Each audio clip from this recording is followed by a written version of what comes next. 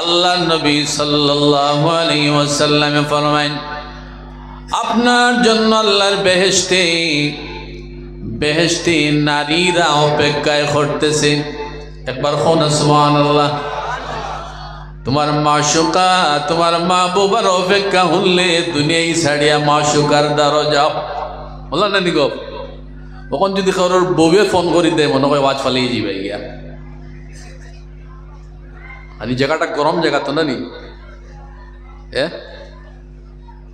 আর তোমার লাগি যে বার সাহার এখে ওয়ালাউ আন্না ইমরাআতাম মিন নিসাই আহলিল জান্নাহ, আল্লাহর নবী বলছেন আহলে জান্নাহ, জান্নাতের মধ্যে যে জান্নাতি নারী তোমার জন্য আল্লাহ তৈরি করে রেখেছেন, সেই জান্নাতি নারী যদি এই জান্নাত থেকে যদি পৃথিবীর দিকে, যে পৃথিবী নামক গ্রহে আমরা আসি, পুরা চেহারা নাই, খালি চলক, আরো সোজা কথায় উকি মারা, একবার যদি উকি মারি দেন, আল্লাহর নবী ফরমান লা দাআত মা বাইনাহুমা, এই জান্নাতি নারীর সৌন্দর্য, এই তার নূরের ঝলকে আল্লাহর বেহেশত থেকে নিয়ে সাত আসমান থেকে লিয়া জমিন থেকে লিয়া এই মধ্যবর্তী অঞ্চলটা ঝলকের লগে ফর্সা হয়ে যাইবে। সুবহানাল্লাহ। খালি উগির লগে সারা ফর্সা, উগি মারার লগে সারা ফর্সা। আর এগুলো যদি 1 মিনিট যদি চায় কি হালত বিতাইব। দুনিয়ার মানুষ পাগল দেওয়ানা বানাই দিব, অত উগুরে গিয়া ব্যস্ত তুমি পাইবাই। আল্লাহ সব রে আমরা নসিব করবো। আল্লাহুম্মা। এটা ফার্ম দিবার ওয়াজ না, কিতা দিলে আপনার ফুলাই দেই কিছু ফুলানির ওয়াজ নেই, সরাসরি হাদিসের ওয়াজ। ফুলা বললি যদি মনে করো তাইলে বেঈমান হয়ে যাবে। উগির লগে দুনিয়া ফসা, আসমান জমিন ফসা, এর বাদে কইতরা ওয়ালামালাআত মা বাইনাহুমা রিহা, এই উগির লগে আরেকটা জান্নাতি নেমত আল্লাহ দেখাইব। জলকের লগে লগে আল্লাহর বেহেশত থেকে নিয়ে জমিনের মধ্যবর্তী যে অঞ্চল আছে সব জান্নাতি সুগন্ধে সুগন্ধিত হয়ে যাবে। বলুন সুবহানাল্লাহ। উগির লগে সারা দুনিয়ার জমিন আপনার খুশবুদার।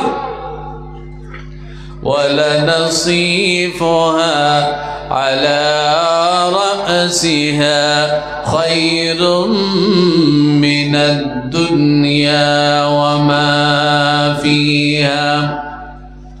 আল্লাহ নবী সাল্লাল্লাহু আলাইহি ওয়াসাল্লাম আরো বলেন, এই জান্নাতি তোমার নারী যে জান্নাতি নারী হবে, এই জান্নাতি নারীর মাথার মধ্যে আল্লাহ যে জান্নাতি ওড়না দিব, ওড়না আমরার মা বোন মাথা তোড়না দিন না, দেননি কিছু কিছু মনে হয় দেন না নেই। আচ্ছা সবে দেন, আলহামদুলিল্লাহ। তো হয়তরা এই যে জান্নাতি ওড়না যে জান্নাতি নারীর মাথার উপরে দাও, হয়তরা খাইরুম মিনাদ দুনিয়া ওয়া মা ফিহা, দুনিয়ার तमाम সম্পত্তি থেকে নিগর দাম বেশি। সুবহানাল্লাহ। কোনো ফুর্তি নাই, বানাওয়াটি নাই, সরাসরি হাদিসের কথা। তো আল্লাহর নবী আমরা ঈমান সম্পর্কে আল্লাহর নবী ব্যাখ্যা দেন, যদি তুমি নেক কাজের মধ্যে থাকো আর নেক কাজ করিয়া যদি তুমি আনন্দিত হও, এর আগে দিয়ে আরো তোরা হনো, وَإِذَا سَرَّتْكَ وَإِذَا سَاءَتْكَ سَيِّئَتُكَ فَأَنْتَ আগে আল্লাহর নবী ফরমাইন, মানুষ হিসাবে যদি তুমি কোনো গুনাহ করিলাও, বল যদি তোমার হয়ে যায়, গুনাহ করার পরে যদি তোমার মনটা দুঃখী হয়, মনের মধ্যে দুঃখ লাগে, আমি খেনে এই গুনাহ করলাম, নেকি করিয়া তোমার মন খুশ হইত, আর গুনাহ করলে তোমার মনে দুঃখ পাইত, এই দুই কোয়ালিটি যদি মানুষের মধ্যে দেখে, আল্লাহর নবী বলেন ফান্তা মুমিন, তুমি হইলা একজন পাক্কা মুমিন। বলুন সুবহানাল্লাহ। বুঝ পারাইনি। এখন তোরা নিজের জিন্দেগি নিয়ে গবেষণা করো না। আমার মধ্যে গুণ, এই কোয়ালিটি আসেনি, নামাজ পড়ি আমার ভালো লাগেনি, কোরআন হাদিস শুনি আমার ভালো লাগেনি, আল্লাহর জিকির করিয়া ভালো লাগেনি, মনটা খুশ হয়নি। যদি খুশ হয় তাহলে তুমি ঈমান, রাসূলুল্লাহর হাদিস অনুযায়ী তুমি ঈমানদার, তুমি মুমিন।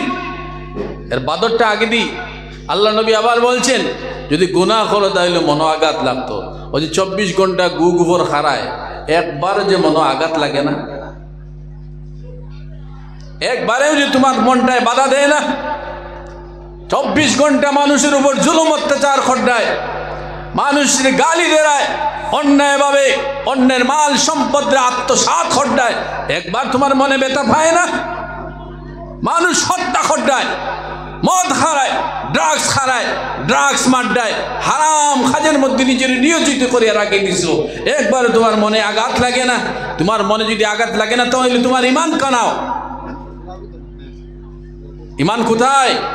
আল্লাহ নবীর হাদিস অনুযায়ী গুনাহ করার বাদে মনে আঘাত লাগতো। মাঠটা খড়া হয়ে গেল নাকি? তা কোনো খড়া নাই, কোরআনি কথা, হাদিসি কথা।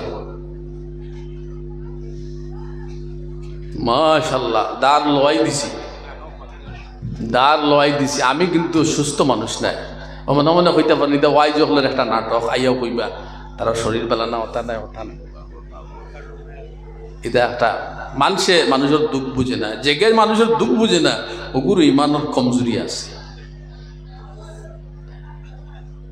আবহাওয়ার প্রায় মানুষের শরীরে একটা অসুবিধা আছে না, আছে না? কদিন থেকে হাসাও, আমি নিজেও এটা ভিতরে জ্বর জ্বর ভাব করে, শরীরটা দুর্বল দুর্বল লাগে, বিশ্বাস করতে না। আজকে দিনও আমি আল ফালাত আইয়া গেছি বাড়ির থেকে। আমি তো বর্তমানে ছুটি, বাড়িতে আইসি, সকালে আইয়া এখান থেকে প্রায় 2:30টায় বাড়িতে গেছি। আবার ওখানে গিয়া আসরের দ্বারক আছে গিয়া পৌঁছেছি, রেস্টও পাইছি না, মাগরিব নামাজ পড়ি আবার রওনা দিছি। সাইয়েদ ফাওয়া তাকে দিয়ে চললেন না, ওলা শরীর দুর্বল লাগে।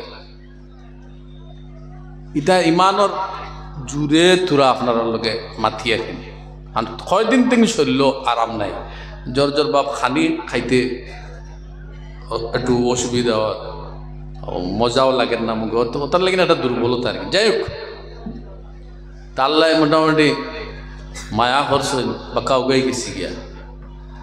আর যেগুন মাদিজি এগুন ফালাইবার কোনো কথা আছে নাকি তাজি?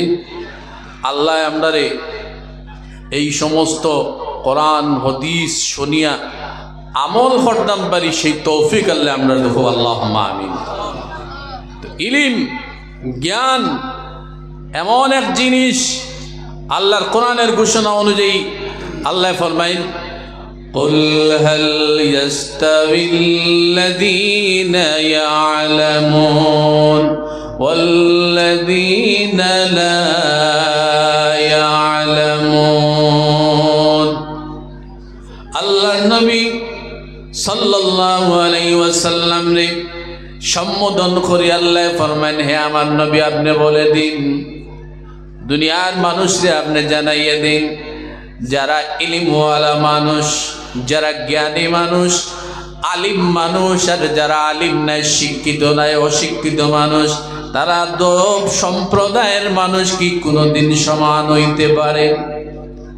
এর অর্থ হইল আলিম, শিক্ষিত এবং অশিক্ষিত দশ সম্প্রদায় কোনোদিন সমান হইতে পারে না।